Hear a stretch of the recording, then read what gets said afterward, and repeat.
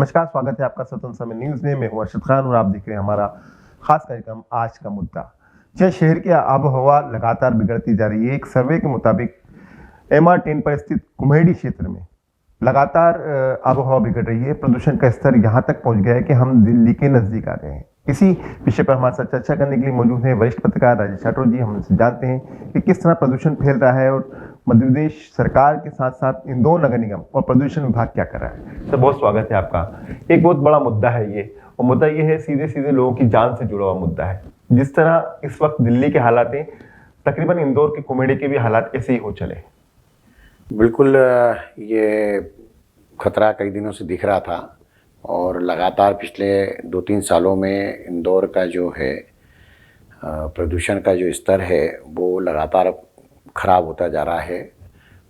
अभी जो प्रदूषण नियंत्रण बोर्ड ने सर्वे किया है और लगातार जो पूरे शहर का आकलन कर रहे हैं, उसके मुताबिक MR10 पर अरविंदो अस्पताल के पास ग्राम कुम्हेड़ी और भाग्या 2 इलाके में, जहाँ पर कई टाउनशिप भी बस गई है, वहाँ कई मैरिज गार्डन भी है, कुछ पुरानी बस्तियाँ भी बनी हैं। तो वहाँ का जो एक लेवल, जो एक प्रदूषण का जो लेवल होता है वो दिल्ली के लगभग पास पहुँच गया है। कुछ ही 10-5 नंबर से हम पीछे हैं, बाकी तो ये समझिए कि आप बराबर ही हो गया है। और ये बड़ी बात है कि उस इलाके में ईंट भट्टे भी हैं, उसके कारण भी दिक्कत है और धुआं भी बहुत जलता है। हालांकि बड़ी बात है कि उस पूरे इलाके में हरियाली काफ़ी है और जंगल भी है, कई अभी कॉलोनियाँ नहीं बस पाई पूरी।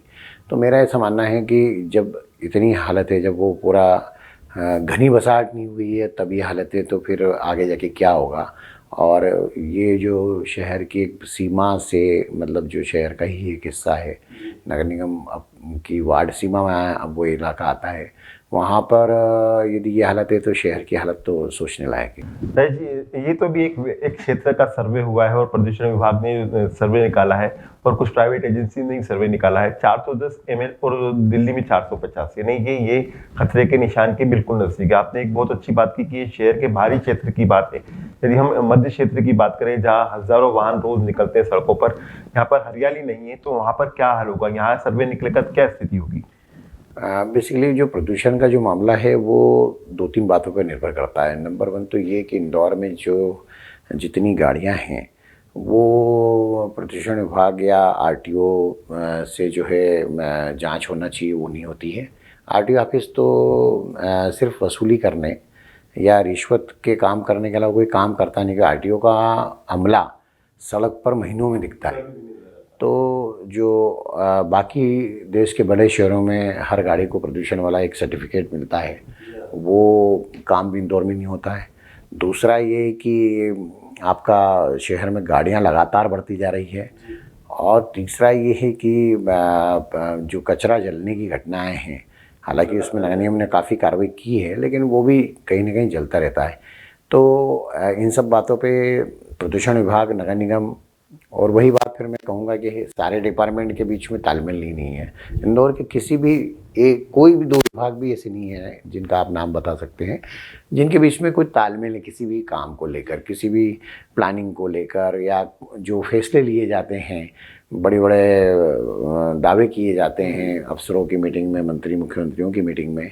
उन दावों की हकीकत क्या है ये जानने के लिए आपस में विभाग के अधिकारी बैठकर बात नहीं करते, बैठकर काम नहीं करते, प्लानिंग नहीं करते, उसके कारण सर जी, जो प्रदूषण का स्तर लगातार बढ़ रहा है, कुम्हेड़ी और भांगिया के लोगों की हालत ये है कि उनको सांस लेने में दिक्कत आ रही है। अभी से आबोहवा इतनी खराब हो गई है और इसको कंट्रोल करने के लिए कोई ठोस कदम नहीं उठाया गया है, तो ये क्या ऐसा नहीं लगता है लोगों के लिए जानलेवा साबित हो जाएगा प्रदूषण? एक बड़ी आश्चर्यजनक बात है कि कुछ महीने पहले ट्रैफिक पुलिस के जवानों का हेल्थ चेकअप किया था, उसमें से 50% से ज़्यादा के फेफड़े खराब निकले थे। ट्रैफिक जवान चौराहे पर खड़े रहते हैं जहाँ से हजारों वाहन निकलते हैं। तो उसी दिन हमको ये समझ लेना चाहिए था कि इंदौर खतरे के निशान पे आ गया है और टारगेट ये बनाना था कि प्रदूषण से हर हालत में मुक्ति दिलाना है। CNG के वाहन, मेरा ऐसा मानना है कि सभी सरकारी विभागों को CNG के वाहन या बैटरी चलित वाहन यूज़ करना चाहिए। हमारे इंदौर में जो सिटी बसें हैं वो अभी नहीं आई है कुछ और आने वाली हैं, तो उसमें भी तेज़ी लाना चाहिए कि भाई डीजल वाले वाहन बंद कर दें, पेट्रोल वाले वाहन बंद कर दें। नगर निगम के पास 4-5 हज़ार वाहन है, तो नगर निगम भी उस दिशा में काम कर सकता है कि कलेक्ट्रेट ऑफिस है, आईडी है, नगर निगम और ट्रैफिक पुलिस है, सभी के पास बहुत सारे अलग अलग जो वाहन हैं उन सबको ये तब्दील कर सकते हैं। उसके बाद पब्लिक को भी मोटिवेट कर सकते हैं कि आप जो है सीएनजी और बैटरी चलित वाहनों का इस्तेमाल करें। तो मेरा ये कहना है कि ये सब चीज़ें, और इसमें पब्लिक का इन्वॉल्वमेंट भी बहुत ज़रूरी है। अकेले सरकार या अफसर कुछ नहीं कर सकते। मैं ये बात भी कहूँगा, जिस तरह से सफाई के मामले में लोगों ने रुचि ली और हम लगातार स्वच्छता में नंबर 1 आ रहे हैं, तो उसमें पब्लिक का बहुत बड़ा इन्वॉल्वमेंट है, उनकी इच्छा शक्ति है। जी, आपको क्या लगता है, जैसे आपने कहा कि स्वच्छता में हमने बहुत हिस्सेदारी की थी, तो प्रदूषण के लेके हर व्यक्ति करे क्या? उसको वाहन से जाना है तो जाना ही है, क्योंकि लोक सेवा वाहन अभी इतनी आसानी से उपलब्ध नहीं है और आदमी को डोर टू डोर नहीं छोड़ पा रहे हैं। लोगों की मजबूरी, इंदौर की खासतौर पर हम जब इंदौर की बात करते हैं, यहाँ पर 26 लाख से ज़्यादा वाहन है, आबादी तकरीबन 40 लाख की है, तो ये इस पे कंट्रोल होगा जब भी तो प्रदूषण पर रोक लग सकेगी। हाँ, पब्लिक को सोचना चाहिए कि घर में यदि 4 गाड़ियाँ हैं तो 2 गाड़ियों से काम चला लें, 2 गाड़ी है तो 1 गाड़ी से काम चला लें। लेकिन दिक्कत यही आती है कि किसी को नौकरी पे जाना है, किसी को दुकान खोलना है, किसी को शादी ब्याह में जाना है, तो कैसे जाएं? आखिर वहाँ तक संसाधन उपलब्ध होना चाहिए आसानी से, रात में भी संसाधन उपलब्ध होना चाहिए। महिलाओं की सेफ्टी का इशू आता है, इसलिए लोग अपने परिवार की महिलाओं को भी गाड़ियाँ दिला देते हैं ताकि वो अपनी सेफ्टी से आ जा सके।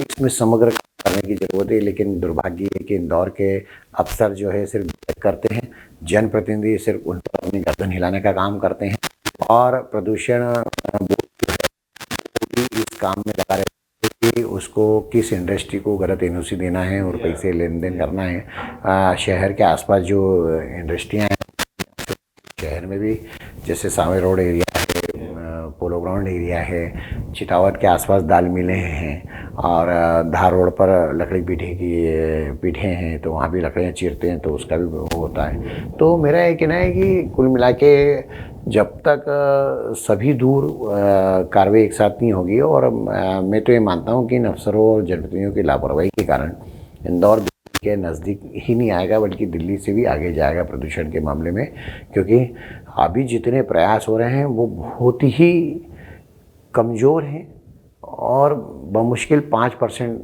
प्रयास हो रहे हैं। तो ऐसी स्थिति में जैसे जैसे समय गुजरता जाएगा, प्रदूषण का स्तर बढ़ता जाएगा, और उसके बाद आप देखिएगा कि इंदौर में भी रहना मुश्किल पड़ जाएगा।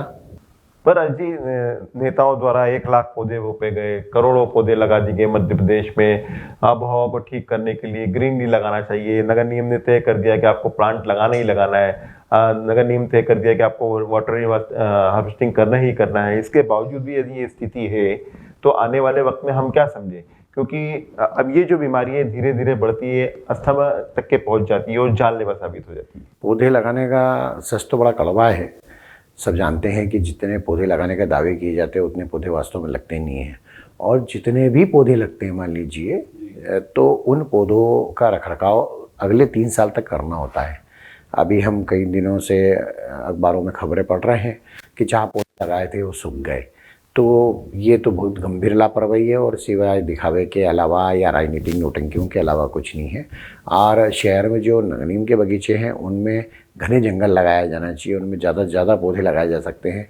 उन जगहों पर पौधे लगाना चाहिए जहाँ पर बाद में वो जब पेड़ बन जाए तो उनको काटना ना पड़े। ये एक बहुत गंभीर विषय है। इंदौर में हरियाली का जो परसेंटेज है वो भी कम है। इसको लेकर कई बार बातें हो चुकी है, हाईकोर्ट में एक पिटीशन भी चल रही है। तो हरियाली भी बढ़ाना होगी, प्रदूषण भी रोकना होगा, और पब्लिक पार्टिसिपेट को भी जो है आगे लाना पड़ेगा। आपने बहुत बड़ी और सही बात कही कि पेड़ लगाए, ऐसी जगह लगाए जाए जिन्हें काटा नहीं जाए, लेकिन हम विकास के नाम पर लगातार पेड़ काट रहे हैं, और प्रदूषण को से बचने के लिए पेड़ होना अनिवार्य है, हम लगातार उसको काट रहे हैं। तो इस पर कोई प्लानिंग नहीं होता है? नहीं, ऐसा है, पेड़ काटना यदि सड़क में बाधक है तो काटना ही पड़ेगा, जितने बचाए जा सकते उतने बचा ले। लेकिन मेरा सवाल फिर यही है कि अगले 10-20 साल बाद हमको फिर इसी बात को लेकर परेशानी ना हो कि हमने पेड़ ऐसी जगह लगा दिए जो काटना पड़ रहा है। हम उन घने इलाकों में लगाएं। इंदौर शहर में ग्रीन बेल्ट की ज़मीन बहुत है, जो मास्टर प्लान में प्रावधान होता है। मेरा कहना है कि जितनी लोगों की ग्रीन बेल्ट की ज़मीन है उनसे कहें कि सरकार उनको सुविधा दे या मुफ्त में पौधे उपलब्ध कराए कि वो ग्रीन बेल्ट की ज़मीन है तो वहाँ पे कोई निर्माण हो नहीं सकता। लेकिन इंदौर में तो ग्रीन बेल्ट की जगह पे काफ़ी अवैध निर्माण लगातार चल रहे हैं। पहले की अब नहीं होती है। ऐसी जगहों पर पौधे ज़्यादा से ज़्यादा लगाना चाहिए। और सबसे बड़ा जो निकम्मापन है इस प्रदूषण के मामले में वो प्रदूषण विभाग का और आरटीओ का है। जी बहुत धन्यवाद। हमको बता रहे थे प्रदूषण जिस तरीके से इंदौर शहर में बढ़ रहा है, क्या करना चाहिए। प्रदूषण विभाग की अहम भूमिका होती है इसमें, लेकिन वो कुछ भी करता हुआ नजर नहीं आता। यानी कि आने वाले समय में इंदौर में सांस लेना इतना आसान नहीं होगा। हमारे खास कार्यक्रम आज के मुद्दे में फिलहाल इतना ही। ताज़ा तरीन खबरों के लिए देखते रहिए स्वतंत्र समय न्यूज़। धन्यवाद।